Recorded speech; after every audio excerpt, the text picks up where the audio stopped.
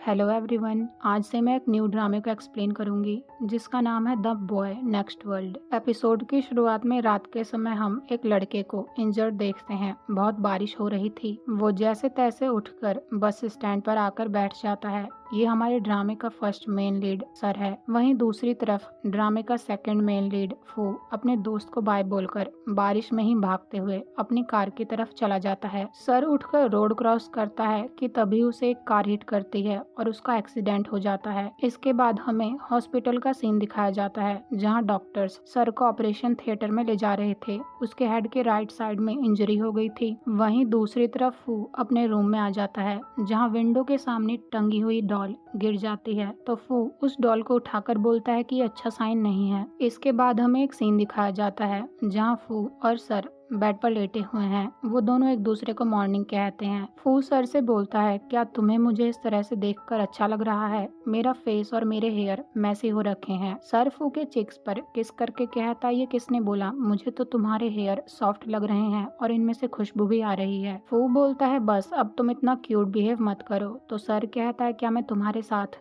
Cute behave नहीं कर सकता हूँ? ये सुनकर फू बड़े प्यार से बोलता है, तुम हमेशा मेरे साथ ऐसे बिहेव कर सकते हो पी सर। सर उसके लिप्स पर किस करने के लिए आगे बढ़ता है कि तभी फू के फोन में अलार्म रिंग होता है। फू उठकर बोलता है, क्या वो एक ड्रीम था? वो अलार्म ऑफ करने के लिए अपना फोन चेक करता है तो उसे पता चलता है कि आज वो कॉलेज जाने के लिए लेट हो गया है। वो जल्दी से जाकर कबर्ड में अपनी ऑरेंज अंडरवियर को ढूंढने लगता है लेकिन उसे वो नहीं मिलती। तभी उसे उसके दोस्त आशी की कॉल आती है जहां फू आशी को बताता है कि उसे अपनी ऑरेंज बेबी नहीं मिल रही है। लेकिन आशी उसे कहता है कि हर कलर सेम ही होता है इसलिए जल्दी से कॉलेज आओ। तभी जिन आशी से उसका मोबाइल लेकर फू से बात करने लगता है। फू जिन से बोलता है कि अगर आज मैंने ऑरेंज कलर की अंडरवियर नहीं पहनी तो मेरे साथ कुछ बुरा होगा। तुम जानते हो कि मुझे हर दिन वही अंडरवियर पहननी होती है जो उस डे का लकी कलर हो। जिन कहता है, मैं जानता हूँ लेकिन प्रोफेसर ने हमें बताया कि आज एक क्विज है इसलिए जल्दी से जल्दी क्लास में पहुंचो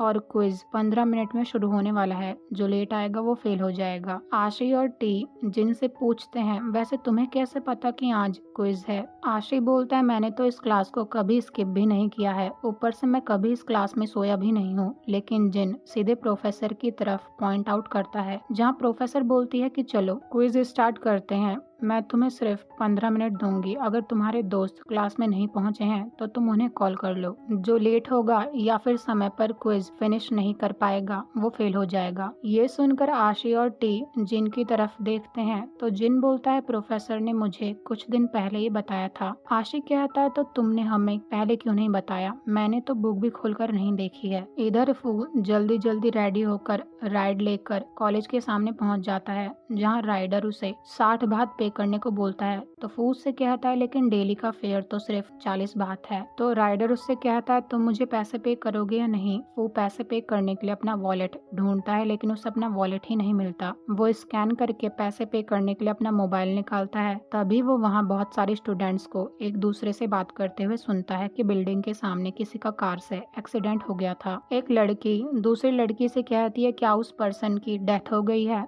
तो दूसरी लड़की कहती है, नहीं, अभी वो कोमा में है। वो पर्सन कार थीव से फाइट कर रहा था। यहाँ पर वो सब सर की बात कर रहे थे। फू का इन सब बातों को सुनने में इतना ज्यादा ध्यान था कि वो राइडर को पैसे पे ही नहीं कर रहा था। राइडर उसे कहता है, क्या तुम मुझे आज पैसे पे करोगे? तो फू से पैसे पे करके वहाँ से जाते हुए अपने आप से बोलता है, भूल जाओ इन सब बातों को, इनका मुझसे कोई लेना देना नहीं है। वहीं दूसरी तरफ सर हॉस्पिटल में था जहाँ हमें एक सीन दिखाया जाता है जिसमें फू उसे पॉपकॉर्न खिलाता है। तो सर उससे कहता है कि अगर तुम नहीं होते तो मैं पक्का भूख से मर गया होता। फू उससे बोलता है कि वैसे तुम ये ज्यादा बोल रहे हो क्योंकि तुमने आज तक सब कुछ अच्छे से अपने आप ही मैनेज किया है। सर उससे कहता है, लेकिन अब मेरे पास तुम हो और मैं तुम्हारे बिना नहीं रह सकता हूँ। फू कहता है, लेकिन हाई स्कूल में तो तुम मेरा हाथ पकड़ने से भी हिचकिचाते थे। और ये सीन यहीं पर कट हो जाता है। हॉस्पिटल में नर्स सर का चेकअप करके वहाँ से चली जाती है। रूम में सर का दोस्त विम खड़ा था। तभी वहाँ एक लड़के रूम की एंट्री होती है। वो विम से कहता है, तुम सर की चिंता मत करो, वो इतनी जल्दी नहीं मरेगा, सर अभी भी कोमा में ही था। विम कहता है, रोम, क्या तुम्हें सर अभी भी फाइन लगता है? डॉक्टर ने बोला है कि वो सेफ है,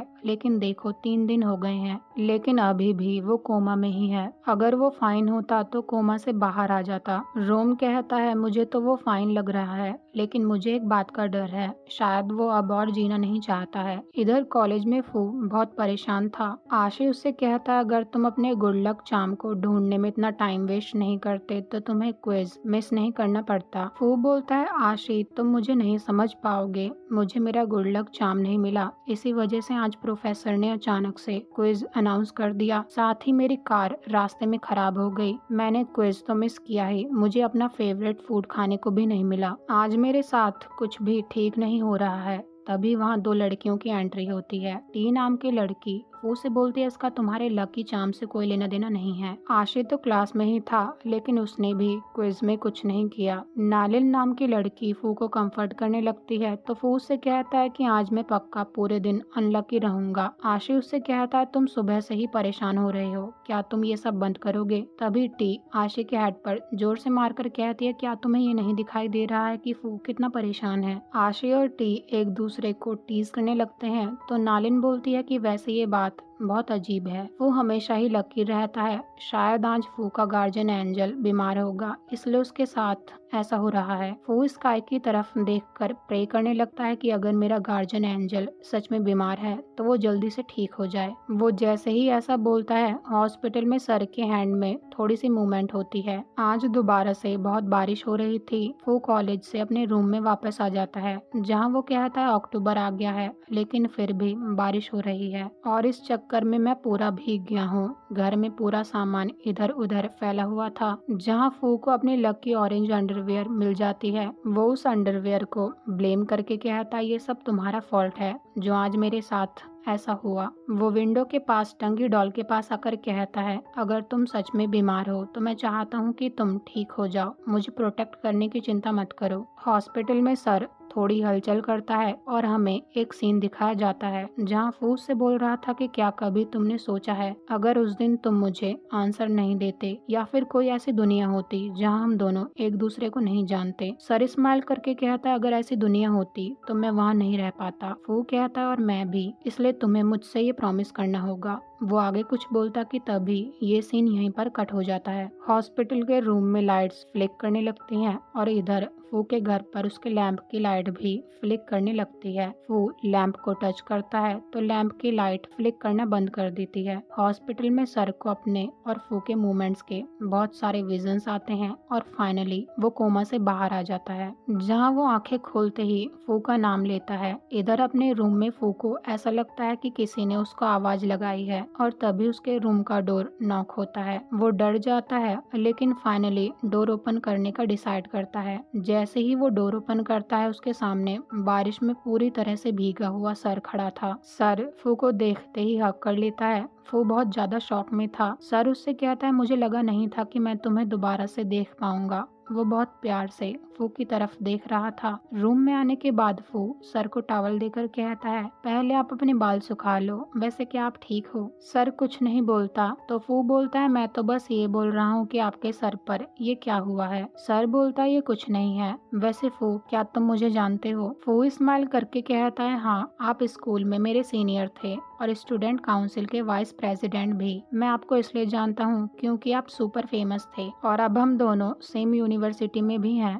सर कहता है बस तुम मेरे बारे में इतना ही जानते हो? वो हाँ में अपना सिर हिलाता है। सर अपना हेड पकड़कर सैड होकर बैठ जाता है तो फूस से कहता है कि क्या आप रो रहे हो? सर बोलता है कि अगर मैं तुमसे बोलूं कि हम कपल हुआ करते थे तो क्या तुम मुझ पर भरोसा करोगे? फूस शॉक होकर कहता है नो वे, आप मेरे साथ मैस कर रहे हो राइट? लेकिन सर उसका हाथ नहीं छोड़ता। फूस सर से पूछता है आपने ऐसा क्यों बोला? सर कहता है क्योंकि हम कपल हैं। फूस स्माइल करके कहता है कि आप पागल हो गए हो? वैसे आपको मेरे साथ मैस करने के लिए किसने बोला? ये बिल्कुल फनी नहीं है। लेकिन सर बहुत सीरियस होकर बोलता है फू क्या तुम्हें ऐसा लग रहा है कि मैं जोक कर रहा हूँ? वो फू के दोनों हाथों को पकड़कर उससे पूछता है क्या तुम पैरेलल वर्ल्ड में बिलीव करते हो? फू बोलता है नहीं, तो सर कहता है लेकिन मैं बिलीव करता हूँ। फू कहता है मैंने आपसे बोला कि मैं बिलीव नहीं करता हूँ, तो सर कहता है पहले मैं भी बिलीव नहीं करता था, लेकिन आज मुझे भरोसा हो गया है। फू को तो हंसी आ रही थी। वो सर से कहता है कि आप ये मत बोलना कि हम पैरेलल वर्ल्ड में एक कपल हैं। सर कुछ नहीं बोलता तो फू कहता है प्लीज आप मेरे साथ प्रैंक करना बंद करो। वैसे आपको मेरे साथ प्रैंक करने के लिए किसने भेजा है? सर कुछ बोलता कि तभी उसे एक कॉल आती है।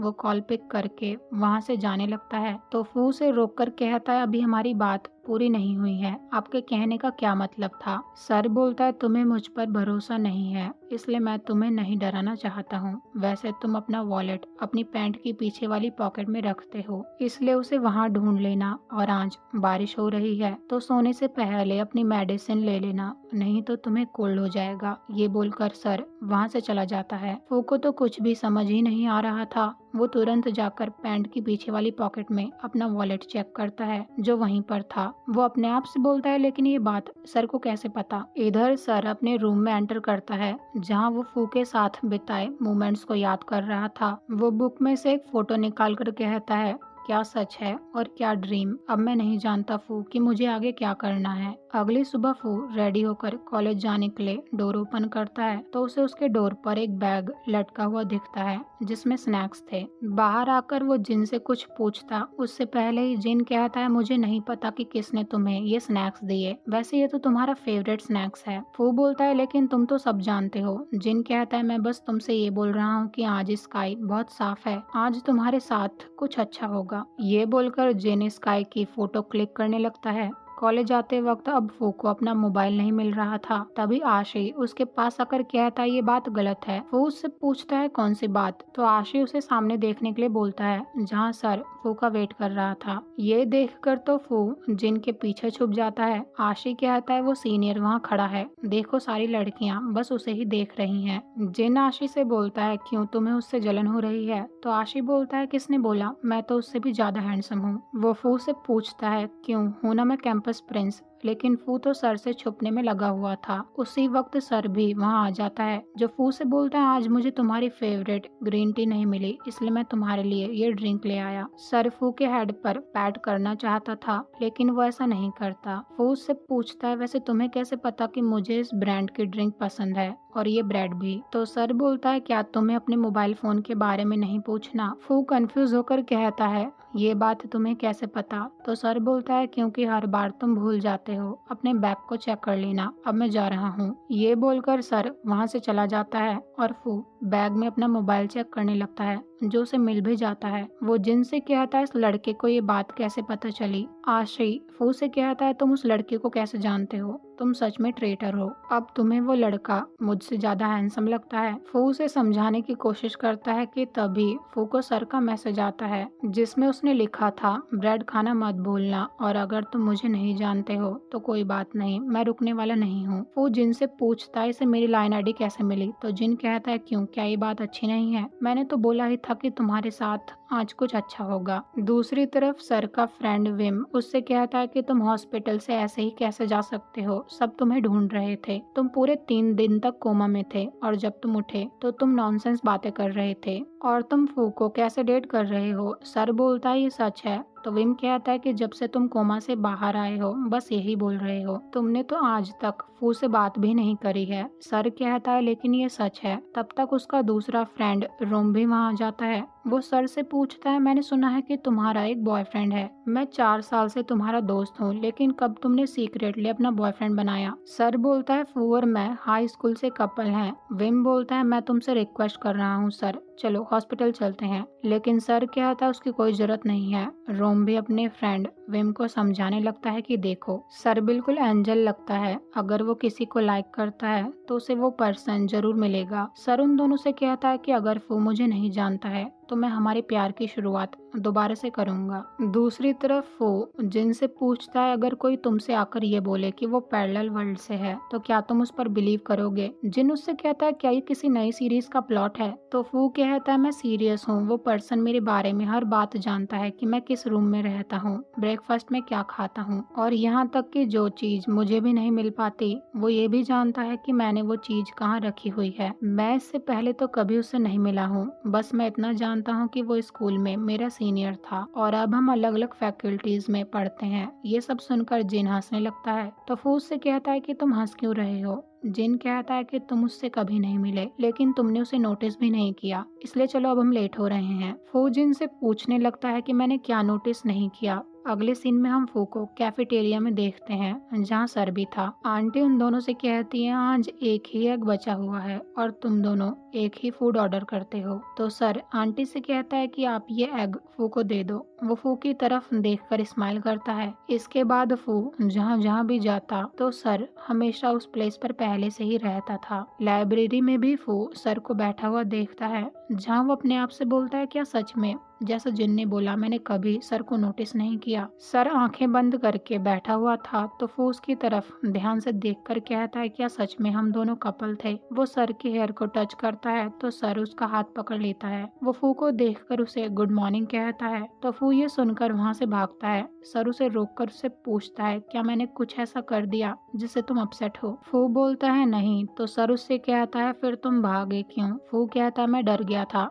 तुमने ये बात इस तरह से बोली कि जैसे ये बात पहले भी 1000 बार तुमने मुझसे बोली हो और मैं तो बस तुम्हें 1-2 दिन से ही जानता हूँ, लेकिन आजकल हम दोनों एक दूसरे से बहुत मिल रहे हैं। ये सुनकर सर फू से सॉरी बोलता है तो फू उससे कहता है कि तुम मुझसे सॉरी क्यों बोल रहे हो। सर बोलता है फू तुम मेरे लिए एक रैंडम पर्सन से कहीं ज्यादा हो, लेकिन तुम्हारे लिए। फू कुछ नहीं बोलता तो सर उससे पूछता है क्या हम दोबारा से सब कुछ शुरू कर सकते हैं। मैं तुम्हें डराना और अनकंफर्टेबल नहीं करना चाहता हूँ, लेकिन मैं ये बात ऐसे ही नहीं जाने दे सकता। मैं मानता हूँ कि तुम्हारे लिए मैं एक स्ट्रेंजर हूँ। क्या मैं तुमसे कुछ पूछ सकता हूँ? क्या तुम मुझे डेट करोगे? मैं तुम्हारा बॉयफ्रेंड बनना चाहता हूँ, इसलिए प्लीज पहला मूव मुझे लेने दो। ये सुनकर फू बिल्कुल शॉक हो जाता है। एपिसोड के एंड में हमें एक सीन दिखाया जाता है जिसमें जब सर को होश आया था तो उसने अपने दोस्त से सबसे पहले फू के बारे में ही पूछा था। उसका दोस्त कहता है कौन फू, क्या तुम्हें पता भी है तुम कितने दिन से ऐसे ही पड़े थे? मुझे लगा कि तुम मर जाओगे। सर बोलता है विम, फू कहाँ है? ये सुनकर विम बोलता है मैं डॉक्टर को बुलाकर लाता हूँ, लेकिन सर उसका हाथ पकड़कर कहता है मैं अपने बॉयफ्रेंड फू की बात कर रहा हूँ।